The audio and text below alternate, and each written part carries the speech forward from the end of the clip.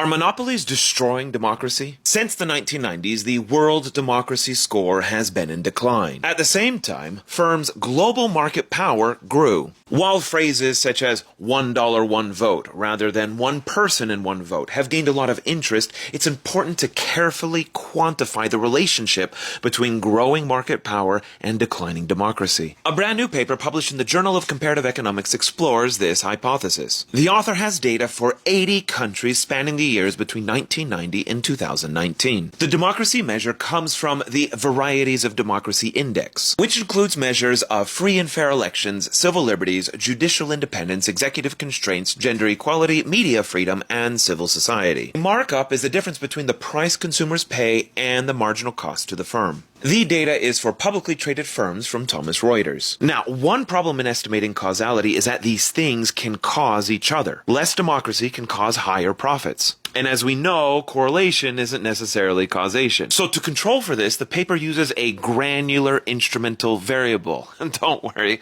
I'll walk us through it. There are two sources for a markup. A common shock, think of things like a recession from the macroeconomy, or changes in government. Then there are idiosyncratic shocks that only happen to individual firms. For example, if a firm has an unexpected viral moment that pushes the demand price above the marginal cost. Nothing beats a Jet2 holiday. These events are independent of the macroeconomy. They're more random, and so we can use them as sort of a natural experiment to get closer to the causal estimate. The result? When a country sees an increase in market power last year, it leads to a decline in the democracy score this year. Next, we need to ask, how big is the effect? At the global level, it can explain about a quarter of the recent decline in democracy. For the United States, it can explain up to 42%. But do notice the axes. The United States has a far higher democracy score compared to the global average. Interestingly, higher firm markups do not explain what has happened to Turkey and India, two countries that recently have really taken a dive towards less democracy. Not every firm with a markup has this effect, though. They find the effect is concentrated for the largest 5% of firms. Zooming in on exactly how firm markup power contributes to the decline in democracy, we see significant effects for less clean elections and more media bias and censorship. Interestingly, things like rule of law, state capacity, political polarization are not affected. While large firms can bring the benefits of economies of scale, increased efficiency, and